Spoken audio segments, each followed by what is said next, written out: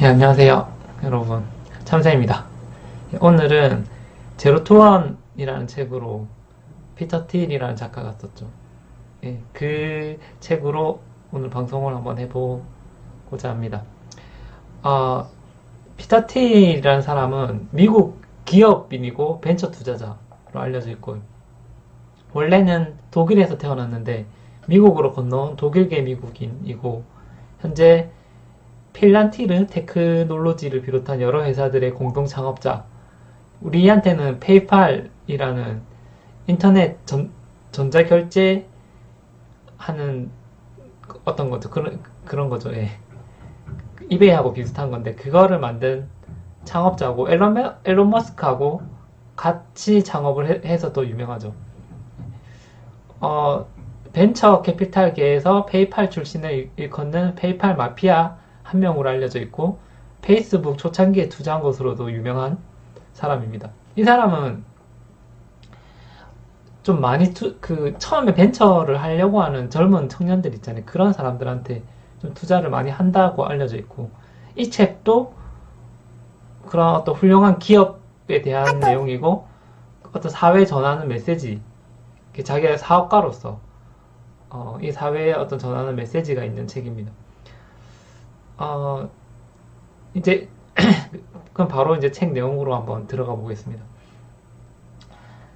이 사람은 앞으로 이제 그 누구도 컴퓨터 운영 체제를 만들어서 제2의 빌 게이츠가 될 수 없다라고 얘기를 하는데, 아무리 뛰어난 사람이라도 최소한 운영 체계를 만들어서 빌 게이츠보다는 뛰어날 수가 없다라는 거고, 만약에 더 뛰어나다 하더라도 그건 이제는 큰 의미가 없다는 그런 얘기까지 될 수 있는데, 이 사람이 하고 싶은 말은 이미 기존에 있는 거, 그거를 그 사람보다 더 잘해야 되겠다 이렇게 생각하지 말고 차라리 새로운 어떤 것을 해라. 그게 더 낫다라고 이야기를 하고 있어요. 계속 읽어볼게요. 우리가 살고 있는 이 세상이 대부분 했던 일을 반복하는 세상이다. 중국은 그동안 선진국에서 성공한 것이라면 무엇이든지 가리지 않고 노골적으로 카피해왔다.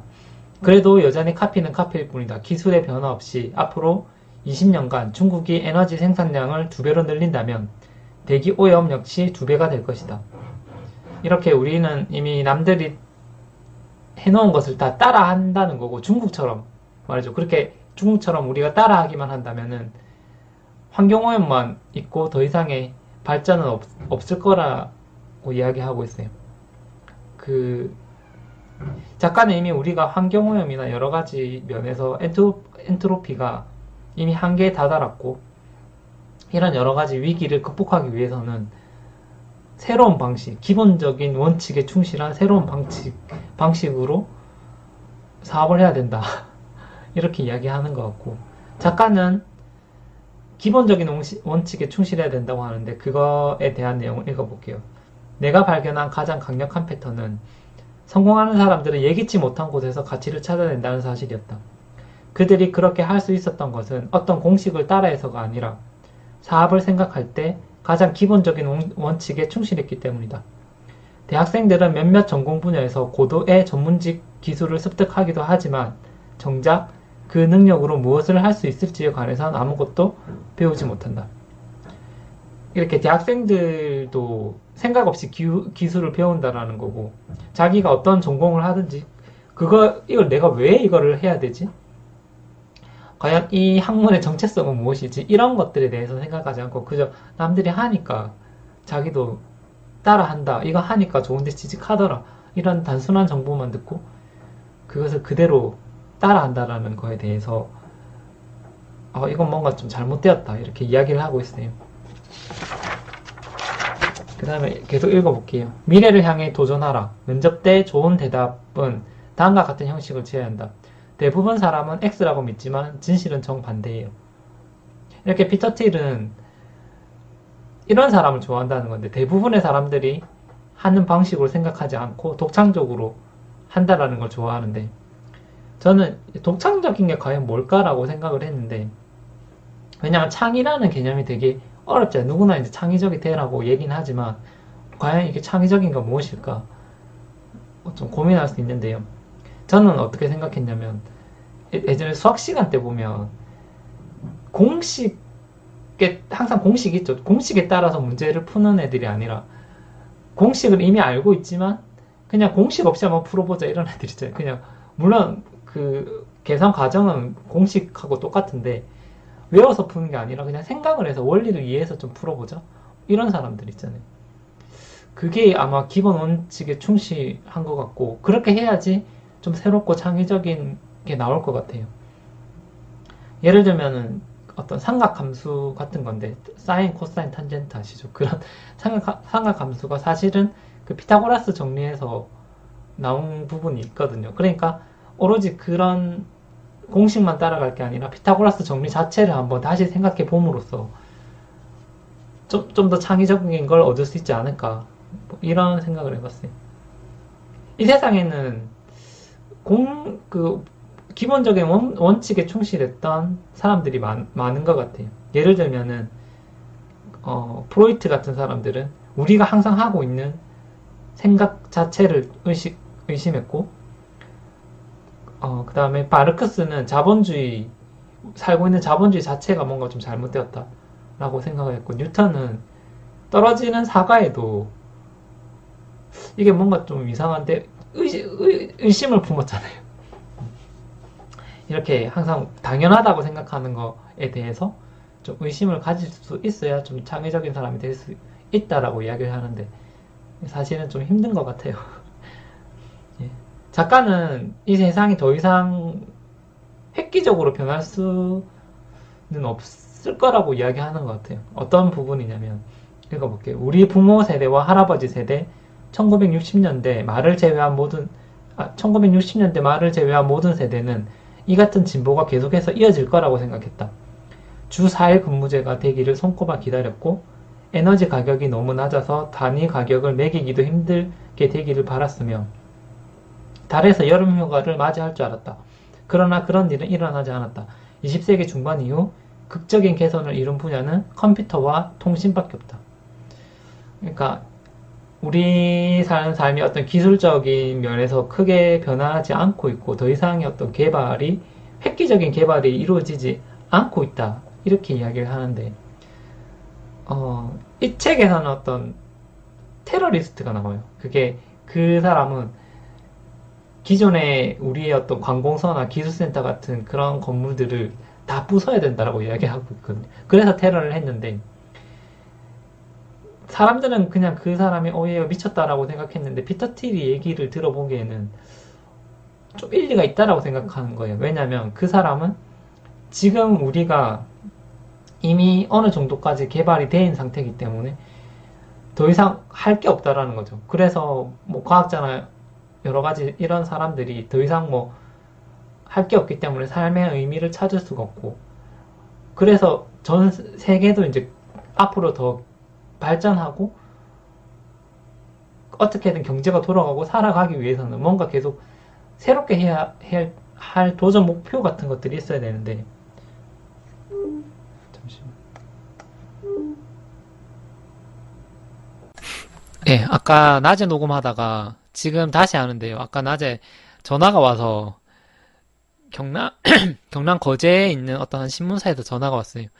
제가 이력서를 넣은 게 있는데 서류가 합격했다고 전화가 왔는데 좀 고민을 했어요. 이거 어떻게 해야 되나. 저는 창원에 사는데 거제까지 가야 되나 말아야 되나 고민하다가 지금 제가 찬밥도원박 가릴 때가 아니다 싶어가지고 일단은 면접을 보러 가기로 했어요. 내일 면접 보러 가는데 어떻게 될지 모르겠네요. 결과를 다음에 또 알려드리겠습니다. 어쨌든 계속 하자면은 작가는 앨런 머스크 같이 그런 좀 파격적인 아이디어를 가지고 있는 사람을 좋아해요. 왜냐하면 한 그 정도 되는 아이디어가 있어야 그 사람은 인류를 화성에 보낼 거라고까지 이야기를 했잖아요. 이 정도는 돼야지 우리가 앞으로 이제 엔트로피가 이미 가득 찼기 때문에 뭔가 인류가 바뀔 수 있다라고 이야기를 하는 거거든요. 그래서 계속해서 하겠습니다. 그리고 그는 이제 사업을 하는 사람인데 사업의 크기에 대해서도 이야기를 하거든요. 읽어보면 큰 조직에서는 새로운 것을 개발하기가 어렵고 혼자서 새로운 것을 개발하기는 더더욱 어렵다. 관료제적 계급 조직은 행동이 굼뜰 수밖에 없고 이해관계가 단단히 맞물려 있는 조직은 위험을 감수하지 않게 된다. 이렇게 딱딱한 관료제를 매우 싫어하고요. 외톨이형 천재는 예술이나 문학 고전을 남길지는 몰라도 산업 하나를 통째로 읽을 수는 없다. 신생기업이 제대로 돌아가려면 사람들과 함께 일을 해야 한다. 이제 작가는 외톨이형 천재를 좋아하기는 하는데 그렇다고 해서 혼자서는 또 모든 일을 할 수 없다라고 이야기를 하거든요. 힘을 합쳐야 된다고 말을 해요. 그래서 그는 큰 규모 말고 작은 규모의 회사가 필요하다라고 이야기를 하고 있어요. 계속해서 읽어볼게요. 신생기업이 가진 것 중에서 가장 중요한 것은 새로운 생각이다. 새로운 생각은 민첩함보다 더 중요하다. 그리고 규모가 작아야 생각할 공간이 생긴다. 생각이야말로 신생기업이 반드시 해야 할 일이기 때문이다. 규모가 작은 회사에서 사람들이 생각이라는 것을 할 수 있다라고 이야기를 하고 있습니다. 그리고 이제 그는 경쟁하는 거를 되게 싫어해요. 좀 반경쟁. 예. 그런 거에 대해서 이야기를 계속하고 있어요. 읽어볼게요. 자본주의와 경쟁은 서로 상극이다. 자본주의는 자본의 축적을 전제로 하고 있지만 완전 경쟁 하에서는 경쟁을 통해 모든 이윤이 사라져버린다. 따라서 기업가들이 명심해야 할 것은 분명하다. 지속적인 가치를 창출하고 차별화되지 않는 제품으로 회사를 차리지 마라. 이렇게 작가는 경쟁이 좋지 않다라고 이야기하고 또 차별성을 강조하고 있어요. 극단적으로 말하면은 차별성이 있으면은 경쟁을 안 해도 된다. 이런 부분이 좀 신기하잖아요. 자본주의에서는 당연히 우리는 경쟁해야 된다라고 생각하는데 작가가 이렇게 반대로 생각했다는 거. 자본주의에서 경쟁은 안 된다라는 거. 좀 특이한 관점인데요. 계속해서 읽어볼게요. 경쟁적 생태계는 사람들을 가차없이 잔인하게 만들거나 심지어 죽음으로 몰아넣는다. 구글의 모토인 사악해지지 말자는 브랜드 전략의 일부이기도 하지만 생존의 위협을 받지 않고도 윤리 문제를 진지하게 고려할 수 있을 만큼 성공한 기업들이 누리는 특권이긴 하다. 특권이기도 하다. 사람들이 이제 경쟁을 계속하면 잔인해져 간다라고 이야기를 하거든요. 그러니까 모두가 다 경쟁자면은 그만큼 삭막해지고 정말 힘들다라는 거죠. 근데 작가는 경쟁하지 않고도 사업을 할 수 있다라고 이야기를 하고 있는데 그게 하나의 독점을 하면 가능하다는 이야기가 나오거든요. 독점은 진보의 원동력이다. 수년간 혹은 수십 년간 독점 이윤을 누릴 수 있다는 희망은 혁신을 위한 강력한 동기가 되기 때문이다. 독점 이윤 때문에 장기적인 계획을 세울 수 있고 경쟁 기업들은 꿈도 꾸지 못할 야심찬 프로젝트에 돈을 댈 수 있기 때문이다. 결국에는 독점을 하라는 이야기인데요. 이렇게 하는 것이 결국에는 경쟁자들끼리도 서로 윈윈하는 거라고. 작가는 분명하게 경쟁 상태와 독점 상태를 구분하고 있어요. 그래서 독점 상태가 훨씬 더 좋다. 이렇게 이야기하고 있고. 그리고 경쟁 이데올로기라고 이런 말을 썼어요. 작가는. 우리가 경쟁을 이 사회에서 당연하게 생각하고 있는 건데 이 사실을 경계해야 된다라고 이야기를 하거든요. 읽어볼게요.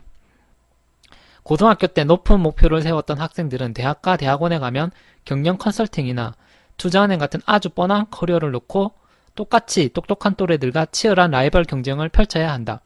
기존 체제에 편입되는 대가로 학생들은 인플레이션보다 더 빠른 속도로 치솟는 수십만 달러 수업료를 내야 한다. 우리는 대체 왜 이러고 있는 걸까? 작가의 어떤 개인적인 이야기가 나중에 또 나오는데요. 작가는 나중에 결국에는 대학 과정을 과정을 밟았지만 나중에 후회를 좀 하고 있어요. 굳이 대학을 졸업하지 않아도 된다라는 거죠. 스티브 잡스나 빌 게이츠처럼. 예. 그러니까 굳이 사람들이 비싼 돈 들여서 대학에 가는 거에 대해서 비판하고 있고 굳이 그렇게 서로 경쟁할 필요가 없다라는 거예요. 이걸 하나의 어떤 경쟁 틀이라고 생각을 하는데 좀 그런 생각을 해요. 그러니까 저는 제가 나이가 38살인데 요새 제가 지금 뭐 하고 있었나 이런 생각이 좀 드는 거예요. 취업도 제대로 못 하고 있으니까. 그런데 어떤 사람들은 제가 최근에 쇼미더머니라는 TV 프로그램을 봤는데 거기는 15살이 나와가지고 힙합해서 걔는 이제 돈을 잘 벌겠죠. 그리고 되게 성공한 애들 보면은 학력이 중요한 게 아니라 처음부터 돈 버는 법에 대해서 제대로 알고 있었던 것 같아요.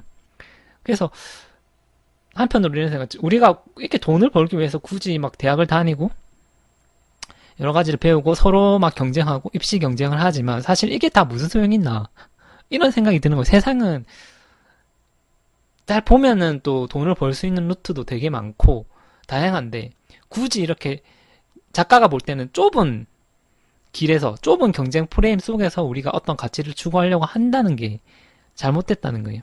그래서 사람들은 당연히 네가 대학 가니까 나도 대학 가고 네가 대기업 가니까 네가 공무원 시험 치니까 나도 치겠다. 항상 이런 마인드인데 시야를 넓게 가질 생각을 안 하는 거죠. 그러니까 자기 정체성에 대해서도 생각을 안 하는 거고 그냥 남들이 하니까 따라간다는 것에 대해서 작가는 요게 대해서 확실한 경계를 하고 있고 저는 이제 저도 고등학교 때 생각하면 맨날 야자하고 항상 이렇잖아요.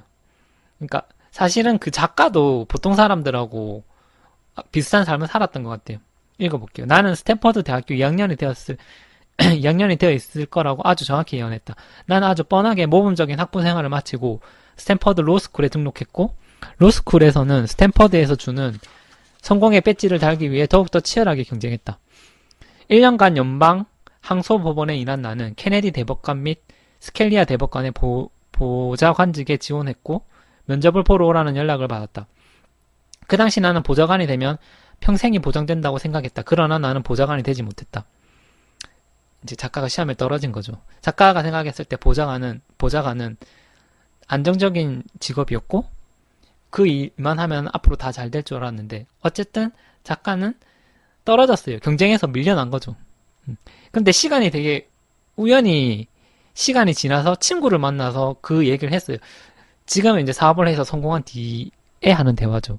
그때 친구가 활짝 웃으며 이렇게 물었다. 어때 피터? 보좌관이 되지 않아서 정말 기쁘지 않아? 이제 이렇게 결과를 알고 나서 생각해보면 우리 둘 다 내가 최종 경쟁에서 탈락한 게 오히려 잘된 일임을 안다. 만약 대법원에서 일하게 되었다면 난 아마 사건 조서를 쓰거나 남의 사업 계획서에 초안을 쓰며 평생을 보냈을 것이고 새로운 것은 아무것도 만들어내지 못했을 것이다. 그러니까 우리나라 사람들이 공무원 시험 보는 거하고 비슷하죠. 공무원 시험 합격하면 다 성공이라고 생각하는데 사실은 되게 따분한 일만 하다가 평생 동안 일하다가 죽을 수도 있는 거잖아요. 지금처럼 작가가 되게 창의적인 일을 하고 이렇게 활동적으로 사업을 하고 있는 것에 만족을 하는데 그러니까 생각해 봤을 때 자기가 그때 만약에 공무원 시험에 붙었더라면 더 안 좋았을 거다 이런 식으로 이야기하는 거잖아요. 어쨌든 그렇습니다. 작가는 계속해서 경쟁이 좋지 않다는 예시를 많이 하고 있는데 읽어볼게요. 광란의 1990년대 일어났던 온라인 애완동물용품 시장의 치열한 싸움이 바로 그런 경우였다. 이 시장에는 패츠닷컴, 패스토어, 페토피아를 비롯해 비슷비슷한 경쟁업체가 수십 군데나 있었다. 각 업체들은 경쟁자를 대체하는 데 혈안이 되어 있었는데 그 자체만으로도 이미 각 업체 사이에 실질적 차이가 없다는 방증이었다. 개껌의 가격을 누가 공격적으로 설정할 것인가, 광고를 누가 가장 잘 만들 것인가와 같은 전술상의 각종 문제에 푹 빠진 나머지 이들 회사는 과연 온라인 애완동물용품 시장이 계속해서 남아있을 만한 곳인가라는 더 큰 질문은 완전히 잊어버리고 말았다. 지는 것보다 이기는 것이 낫겠지만 싸울 만한 가치가 없는 경쟁이라면 모두가 진 것이나 마찬가지다. 이때 당시에 수많은 애완동물 샵이 생겨났대요. 근데 다 비슷비슷하니까 경쟁을 하기에 서로 바빴고 그래서 결국에는 이거 개 용품 가격을 더 내려야 되겠다 뭐 이런 식으로 서로 간에 가격 경쟁을 하고 이렇게 할 동안에 그 시장 전체가 변하고 있었던 그 흐름을 못 봤던 거죠. 그래서 결국에는 다 같이 망하는 사태가 벌어졌었고 계속해서 읽어볼게요. 그는 이제 이렇게 같이 몰락하는 것보다 차라리 합병하는 게 더 낫다고 조언하고 있거든요. 읽어볼게요. 경쟁자를 이길 수 없다면 합병하는 편이 나을 수도 있다. 우리가 페이팔이라는 제품을 출시하자 앨런 머스크의 X.com 경쟁사였어요. 그때 당시에 턱 밑까지 추적해왔다. 당시 우리의 관심사는 객관적 생산성이 아니라 X.com을 무찌르는 것이었다. 하지만 2000년 2월이 되자 앨런과 나는 서로에 대한 걱정보다 급행차가고 있는 닷컴 버블이 더 걱정되기 시작했다. 금융계에 타격이 생긴다면 우리는 이 싸움을 끝내기도 전에 둘 다 망할 것이 분명했다. 피터 틸은 자기가 하고 있는 사업에 있어서 경쟁자가 분명히 있었지만 시장 전체가 무너질 것 같은 예감이 들자 이 사람하고 힘을 합쳐야 되겠다 이런 생각을 했었어요. 그게 바로 앨런 머스크였죠. 그래서 3월 초 중립지대에서 만났고 50대 50 합병을 성사시켰다. 하나의 팀으로 합쳐진 우리는 닷컴 붕괴 사태를 이겨냈고 회사를 성공적으로 키워낼 수 있었다. 경쟁하지 않고 서로 합병한 케이스에 대해서 계속 이야기를 하고 있는데 그 페이팔이나 결제 시스템 자체가 예전에 비자가 하던 업무의 일부를 가져온 거고 그러니까 서로 비슷한 거죠. 하지만 그 둘은 비자와 페이팔은 서로 경쟁 업체라고 할 수 있지만 결국에는 결제 시장 전체를 확장시켜서 자기 자신들이 비자에서 가져온 것보다 더 많은 기회를 비자에게 돌려주었다. 이렇게 말을 하고 있는데 결과적으로 서로 윈윈하게 되었다. 이런 말이고요. 이렇게 경쟁 관계에 있지만 결국에는 잘된 케이스들이 많고 제가 창원에 살고 있는데 창원에는 좀 비슷한 업종들끼리 서로 뭉쳐있는 경우가 되게 많아요. 아까 여기서 보면은 뭐 그 패스토어 이런 거 나오지만 강아지나 고양이 같은 거 파는 것도 저희 중앙동 가면은 다 몰려 있거든요. 그리고 창원에 보면 가구거리도 있고 꽃집만 몰려 있는 거리가 있어요. 그게 경쟁사들이 다 한 군데 몰려서 장사를 한다는 건데 이렇게 되면은 이게 시너지 효과가 있는 것 같아요. 내가 꽃을 사러 갈 때는 꽃집이 많은 그 거리를 가야지. 가구를 사러 갈 때 가구가 많은 거리를 가야지. 이런 식으로 해서 서로 경쟁하는 게 아니라 서로 비슷한 업종끼리 뭉치고 모여서 더 시너지를 발휘하는 이런 케이스에 대해서 이야기를 하고 있고 그 다음에 이제 읽어볼게요. 피터 틸은 나중에 회사의 존속성에 대해서 이야기를 해요. 그러니까 단기 성장이 아니라 회사가 계속 살아남을 만한 회사인가 이 정도 역량이 되는가가 초반에 있어서도 가장 중요해요. 그러니까 사업 초기에도 이 사업이 계속해서 돌아갈 만한 잠재력이 있는가에 대한 초점을 맞추라고 하고 단순히 단기적으로 좀 운이 좋거나 이게 처음 그 효과라고 하죠. 그런 것 때문에 사업이 잘 된다고 하면은 그걸 믿고 더 크게 확장하지는 말라고 이야기를 하고 있어요. 어느 기업이 가치가 있으려면 앞으로 성장을 해야 할 뿐만 아니라 회사가 존속해야 한다. 그런데 많은 기업가들은 오직 단기 성장에만 초점을 맞춘다. 어떻게 하면 변덕스러운 관객들이 좋아할 콘텐츠를 계속해서 안정적으로 만들어낼 것인가? 앞으로 10년 후에도 이 회사가 존속할 것인가? 답을 알고 싶다면 내가 하는 사업의 질적 특성을 비판적으로 생각해 봐야 된다. 결국에는 어떤 회사가 우연적인 요소가 아니라 뭐 예를 들면은 그 한때 빌보드 차트를 석권했던 가수 싸이 같은 케이스 있잖아요. 처음에 그 가수 나왔을 때 그러니까 이번에 빌보드 차트 2위 했지만 다음번에는 앨범을 내면 또 어떻게 될까라는 게 있었어요. 그러니까 좀 행운적인 요소가 있었다는 것이고 반면에 제가 이번에 BTS가 인기 많은 것을 보고 얘네들은 좀 오래 가겠다라고 생각을 한 거예요. 왜냐하면 너무 구조가 조직적으로 잘 되어 있고 흥행할 만한 요소들이 안정적인 거예요. 그래서 이렇게 돼야 되겠고 그러니까 그 BTS와 사이를 생각하실 때 BTS처럼 이렇게 지속 가능성이 있을까라는 것에 대해서 한번 생각을 해보시면 될 것 같아요. 독점 기업의 특징, 독점 기술이 있어야 된다는 거고 아무것도 없던 곳에 무언가 가치 있는 것을 만들려면 그 가치의 증가폭은 이론상 무한대다.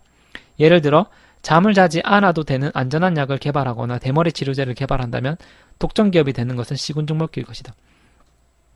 잠을 자지 않아도 잠을 잔 것처럼 되는 피로감을 풀어주는 약이라던가 대머리를 치료하는 약이라던가 사실상 이런 것은 그냥 나오기만 하면 무조건 대박이라는 거죠. 뭐 홍보도 필요 없지. 그냥 그런 거 나오면 무조건 바이럴로 다 퍼진다는 거죠. 그만큼 특이하잖아요. 가치가 있는 거고.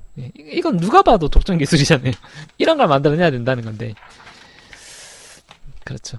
근데 이거는 피터 틸이 가장 바라는 약이 아닌가 싶어요. 보니까 그 사람 머리숱도 별로 없던 것 같은데 대머리 치료제가 좀 필요한 것 같고 그리고 워낙 열심히 하는 사람이니까 또 잠을 안 자도 되는 약도 필요하지 않았을까 이런 생각이 들었고 그리고 네트워크 효과가 있어야 된다라고 이야기하거든요. 그러기 위해서 작은 시장에서 이게 그 시장이 잘 돌아가는지를 봐야 되고 그리고 역설적이지만 네트워크 효과가 필요한 사업들은 특히나 더 작은 시장에서 시작해야 된다라고 이야기하고 페이스북은 처음에는 겨우 하버드 대학생들 사이에서만 사용되었다라는 것을 말하고 있어요. 그러니까 페이스북이 처음부터 사업을 확장한 게 아니고 일단은 하버드 대학생들 사이에서 이게 잘 돌아가는지 체크했다는 거죠. 그래서 이 정도면은 원활히 돌릴 수 있겠다 싶으면 그 다음으로 확대하고 확장하고 조금씩 확장해가는 이런 시스템으로 사업을 했고, 그리고 규모의 경제에 자신의 아이템이 사업화되기 전에 수익 구조가 발생하기 전에 이미 고객들이 많아야 된다는 건데, 훌륭한 신생기업이라면 처음에 디자인할 때부터 대규모로 성장할 잠재력을 가지고 있어야 한다. 트위터는 이미 2억 5천만 명 이상의 사용자를 보유하고 있었고, 트위터는 더 많은 사용자를 유치하기 위해 기능을 추가할 필요도 없고 성장이 중단될 만한 내부적인 요인도 없었다. 페이팔이 성공하려면 최소 100만 이상의 사용자를 끌어들여야 했다. 광고는 들이는 돈에 비해 효과가 턱없이 작았고 대형은행과의 계약은 성사될 듯 싶다가도 계속 무산됐다. 결국 우리는 회원 가입을 하는 사람들에게 돈을 주기로 결정했다. 우리는 신규 가입자에게는 무조건 $10를 지급하고 친구를 한 명 소개할 때마다 $20를 추가로 지급했다. 처음에 페이팔은 가입자한테 돈을 까지 주면서까지 가입자를 모셔왔다는 건데, 새로운 접근 방법이긴 하죠. 그러니까 한마디로 자기가 장사를 하는데 손님들한테 돈을 줬다라는 거죠. 그렇게 해서 이제 사람들이 원활하게 돌아가게끔 한 다음에 장사를 했다라는 거고, 지금도 어떤 어플 같은 거 만들 때 수익 구조가 정확하게 처음에는 안 생기더라도 일단은 사람이 되게 많이 들어오고 원활히 도는 것을 확인했을 때 그때 이제 사업을 확장시킨다는 거고 수익 모델을 만든다라는 거죠. 처음 페이스북도 마찬가지인데 광고 모델을 엄청나게 뒤에 가져와요. 혹시나 사람들이 신뢰가 쌓이기 전에 이 광고가 들어와서 사람들이 흩어지게 될까봐 마크 주커버그는 좀 신경을 많이 썼죠. 그게 나중에 이게 완전히 사업화가 되었을 때 그때 광고를 가지고 오게 되었죠. 네. 적게 시작해서 독점하라. 곳곳에 흩어져 있는 수백만 명의 주의를 끌려고 하는 것보다 정말로 우리 제품이 필요한 기천 명의 사람들한테 접근하는 것이 훨씬 쉽다라고 이야기를 하는데, 아마존이 그런 예시이거든요. 제프 베조스가 아마존을 세울 당시에 그의 비전은 온라인 소매점을 모두 먹어버리는 것이었다. 하지만 그는 용의주하게 책에서부터 그 사업을 시작했다. 그리고 가장 잘 안 팔리는 일부 서적은 소매점들 입장에서는 이익이 안 나므로 재고로 쌓아두기를 꺼렸지만 아마존 입장에서는 가장 열정적인 고객들을 끌어들일 수 있는 상품이었다. 그러니까 아마존은 처음에 어떤 이미지였냐면, 아마존에 오면은 어떤 책이든지 다 있다라는 거예요. 이런 어떤 정체성, 아마존의 정체성과 브랜드, 개성을 일단 먼저 만들었어요. 그래서 가장 구매력이 높은 사람들이 아니라 오타쿠들의 관심을 산 거예요. 그래서 단순히 상업적으로만 움직이지 않았던 거예요. 상업적으로 움직였더라면 팔리는 것 위주로 거래를 했을 텐데 아마존은 그러지 않았다는 거죠. 확실한 정체성이 생길 때까지 기다렸고, 그리고 나서 아마존은 가장 비슷한 시장부터 공략했다는 거예요. 책으로 했으니까 그와 성격이 비슷한 CD, 비디오, 소프트웨어 같은 것들로 확장했고, 그렇게 자신의 정체성을 유지하면서 서서히 다른 시장을 잠식하기 시작했다는 거예요. 이베이가 성장한 것도 틈새 시장을 지배한 것이 시작이었다고 말을 하고 있었고, 읽어보면 이베이 역시 그 시장은 틈새 시장을 지배한 것이었다. 온라인 경매 시장이 좋은 반응을 일으킨 것은 규모가 크지 않더라도 깊은 관심사를 공유하고 있는 집단에서부터 했다. 봉제인형, 베이비 애호가들처럼 말이다. 이후 이베이는 곧장 스포츠카나 산업용 중고 자재 시장으로 뛰어들지 않았다. 오히려 별 볼 일 없는 취미생활 애호가들한테 서비스를 계속하면서 아이템과 관계없이 이베이가 사람들이 온라인 거래를 하기에 가장 믿을만한 사이트가 되기를 기다렸다. 계속 설명하듯이 이렇게 신뢰가 형성되기를 기다렸단 말이고, 가장 성공한 회사들은 핵심적인 이행 계획이 처음에는 틈새 시장을 지배하고 그 다음에 인접 시장, 이런 식으로 계속 확대한다는 거였어요. 그 다음에 이 책에서 좀 재밌는 게 뭐냐면은 사람들의 생각을, 우리 사회를 네 가지로 보고 있거든요. 첫 번째가 불명확한 비관주의. 유럽 사람들이 이런 마인드래요. 불명확한 비관주의를 가지고 있다. 유럽인들 자체가 비관주의라는 건데요. 유럽인들은 문제가 터지고 나면 그제야 그 문제에 반응하면서 사정이 더 나빠지지 않기를 바란다. 그게 빠르게 진행될지 재앙의 수준으로 진행될지는 모른다. 불명확한 비관주의자가 할 수 있는 일이라고는 먹고 마시고 즐기면서 쇠퇴가 진행되기를 기다리는 것뿐이다. 유럽인들이 휴가에 열광하는 데는 다 이유가 있다. 이런 식으로 뭔가 자신이 봤을 땐 유럽 사람들이 마음에 안 드는 거예요. 왜냐하면 좀 열정이 없어 보이고 진취적이지 않아 보이는 거죠. 그런 면에서 봤을 때 피터티는 확실히 자본주의적인 사람인 거고, 유럽 사람들은 오로지 그냥 현재만을 즐길 수 있는 그런 사람들이다. 미래를 보는 관점은 좀 비관적이다라고 보는 거예요. 그리고 중국 사람들의 성향에 대해서 이야기를 하고 있어요. 중국 사람들은 명확한 비관주의자라고 이야기해요. 그러니까 중국은 정확히 그렇게 하고 있다. 명확한 계획을 세워놓고 그 어느 때보다도 많은 석탄을 태우면서 그 어느 때보다 많은 공장과 고층 건물을 지어 올리고 있다. 하지만 어마어마한 인구가 원자재 값을 계속 상승시키는 마당에 중국의 생활 수준이 전 세계의 가장 부유한 국가들을 따라잡을 방도는 없다. 중국인들 역시 이 점을 알고 있다. 결국에는 중국 사람들은 지금 한창 서양을 따라하고는 있지만 서양을 절대 이길 수 없다라는 것을 자기 자신들도 알고 있다라고 해요. 어떤 새로운 기술은 없고 기존에 있는 그 기술을 따라간다는 거고, 이후에는 뭐 별다른 방법이 없다라는 것을 알고 있다라는 거예요. 그냥 그렇게 할 수 있는 것이 그거니까 그냥 그렇게 하는 거고, 그 끝은 해피엔딩이 아닌 거죠.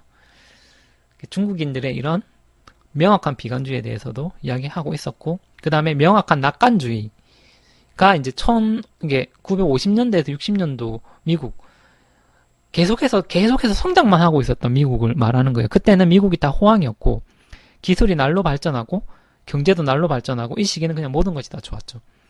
사실은 이런 시기가 되게 좋은 거죠. 자기가 발전하면 한 만큼 그만큼 부가가치가 생기고, 이런 시기가 되게 좋았는데, 지금 현재의 미국은 불명확한 낙관주의가 지배하고 있다고 해요. 미국 사람들은 낙관주의라서 어떻게든 잘 될 거라고 생각은 하지만, 미국의 가게들은 거의 아무것도 저축을 못하고 있는 상태라고 하거든요. 그러니까 자기들도 이제 좀 앞에 보이는 거죠. 아, 이거 이래가지고는 안 된다. 지금 자원이나 기술의 끝이 보인다는 거고, 세상은 뭔가 새로운 아이디어를 필요로 하는데 엔트로피가 좀 한계에 다다랐고, 뭐 자원을 오염시키지 않으면서 좀 가시적인 개발을 할 수 있는 어떤 것을 발명을 해야 된다는 거죠. 뭐 파격적으로는 앨런 머스크 같은 사람들이 있겠지만, 지금 우리 사회를 보면 진짜로 좀 약간의 한계가 왔다라는 생각을 저도 하거든요. 예를 들면 책에서는 이런 말이 나와요. 앱슨 같은 회사는 더 이상 이제 신모델을 출시하지 않는다고. 프린트기가 할 수 있는 모든 걸 지금 다 하고 있다고. 지금은 이제 칼라 뭐 다 되잖아요. 복합기가 기능이 나오고, 이제 프린트가 할 수 있는 건 다 됐고, 그 다음에 뭐 드라이기나 밥솥이나 냉장고나 이런 것들도 뭐 신제품이 계속해서 나오기는 하겠지만 기능적인 측면에서 더 이상 업그레이드 될 게 많이 없다라고 생각하는 것 같고, 저도 생각해보면 막 청소기가 요새 막 나오잖아요. 다이슨 나오는데 선 없는 거죠. 근데 저는 지금 쓰는 청소기도 별로 불편한지 모르겠고 그냥 그런 건 같아요. 이제 기본적인 기능이 이제 다 충분히 있으니까 앞으로의 산업이 과연 더 발전할까 하는 이런 좀 비관적인 생각이 있는 거죠. 결국에는 우리는 계속해서 좀 더 빠르고 편리한 것을 추구하고 있잖아요. 우리나라 인터넷만 봐도 계속 다른 유럽 나라들보다 빠르고, 계속해서 우리도 그런 차원으로 개발을 하고 있지만, 결국에는 아까 피터 틸이 말한 대로 막 자동차들이 날아다닌다던가 뭐 그런 정도의 어떤 획기적인 게 더 이상 나오지 않다라고 있는 거죠. 그래서 우리는 좀 다른 차원으로 세상을 바라봐야 된다. 다른 아이디어를 가지고 바라봐야 된다는 이런 개념인데, 계속되는 어떤 기술 집약적이고 이렇게 우리의 자원을 소모하는 산업이 아니라 다른 산업, 다른 아이디어를 가진 산업이 결국에는 우리의 앞으로의 미래를 이끌어 가야 되고, 그런 것은 결국엔 창의적인 생각에서만 나온다라고 이야기를 하고 있어요. 그게 뭔지는 이제 우리가 계속 생각을 해봐야 되겠죠. 창의적인 것이라는 게 어쨌든 어렵지만, 작가가 가진 여러 가지 생각들에 대해서 알아봤습니다. 오늘은 이제 피터 테일의